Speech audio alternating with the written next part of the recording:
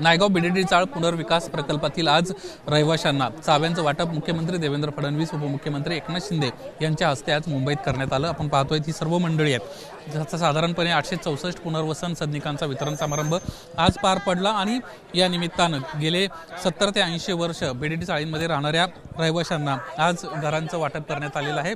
त्यांच्या आनंदाच्या काय त्यांच्या भावना आहेत हे आज आपण त्यांच्याकडून जाणून घेणार आहोत। ही सर्व मंडळी जी आहेत ती या ठिकाणी आली होती। काय भावना आहेत? किती वर्ष झालं चाळीत होतं? अरे आम्ही खूप वर्ष झाले, 50 वर्ष होत आले, म्हणजे आम्हाला खूप वर्ष झालेत। माझे लेकरं इथं मोठे झाले, नातवंड झालेत मला, लेकीचे पण आणि लेखाचे पण खूप वर्ष झाले आणि आनंद झालाय की आम्हाला चांगला मोठा घर भेटलं।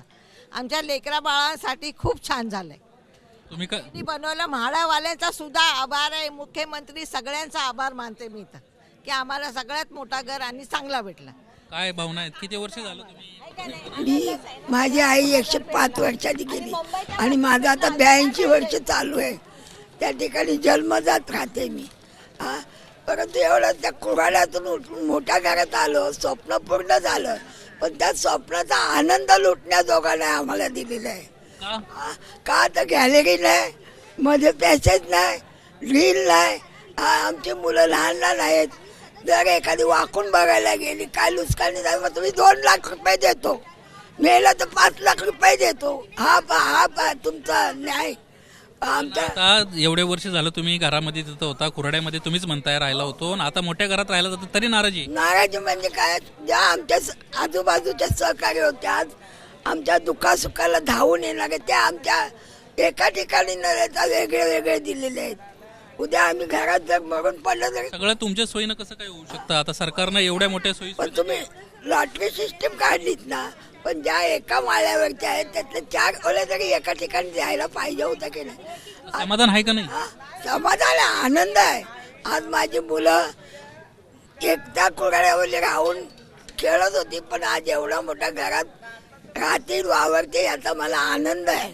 आणि तो आनंद जास्त करून राजू वाघमारेने आम्हाला मिळवून दिलाय, कालिदास कोलमकर, आणि आज यांच्या हस्ते मी जे अवॉर्ड घेतलं, चावी घेतली, त्याचा मला खूप अभिमान वाटला।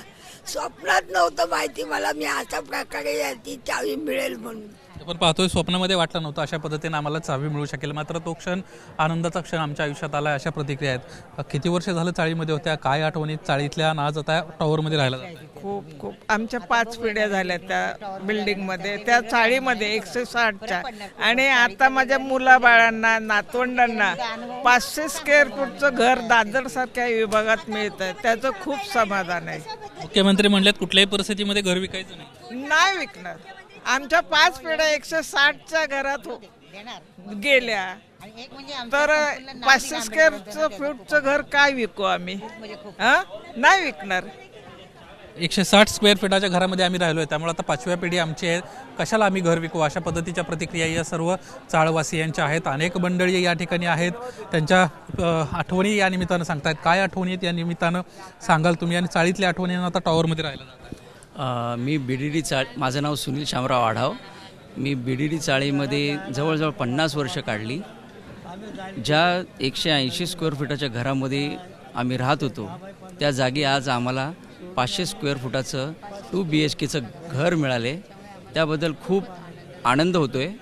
आणि मी शासनाचे, तसेच खास करून देवेंद्र फडणवीस साहेब जे आपले मुख्यमंत्री आहेत, त्यांचे मी खूप आभार मानतो। मुख्यमंत्री म्हणलेत घर विकायचं नाही, घर हे विकण्यासाठी नसतंच। जे विकणारे असतात ते माहीत नाही, पण घर हे विकायचं नसतं, घर राहण्यासाठी असतं। गुढीपाडव्याला घरी जाताय तुम्ही, नव्या घरी? हो, काय भावना? खूप समाधान वाटतं की आम्हाला त्या नवीन वर्षाच्या ह्याच्यामध्ये आम्हाला घरामध्ये जाण्याची संधी प्राप्त दिली। मी महाराष्ट्र शासनाचे, गृहनिर्माण सोसायटीचे आणि या ठिकाणी सर्व ज्या लोकांनी आम्हाला सहकार्य केलं, आम्हाला खूप मोठं समाधान आणि आनंद वाटतं की आनंद हा गगनात मावेन असा आनंद वाटतो। भवानी मातेचं मंदिर मागताय तुम्ही, काय तिथल्या भावना आहेत? काय म्हणणं आहे? ती सार्वजनिक तिथलं देवस्थान आहे, तिथे लोक मागतायत आणि त्यांना ते द्यावं, त्यांचं कुलदैवत आहे, त्यांना द्यावं, मिळावं अशी आमची अपेक्षा आहे। सर समाधानी आहे का 500 स्क्वेअर फीटामध्ये? 500 स्क्वेअर फूट मिळाल्यामुळे आम्ही खूप आनंद वाटतो की कोविड काळामध्ये अनेक लोक त्या घराच्या छोट्या घरामध्ये गेले, परंतु शासनाने अत्यंत चांगला निर्णय घेतला की 500 स्क्वेअर फुटामध्ये घर दिल्यामुळे लोकांना इथून पुढे धोका नाही आणि आपलं जीवन सुखी राहतील, समाधानाने जगू शकतील, हा एक आनंद वाटतो.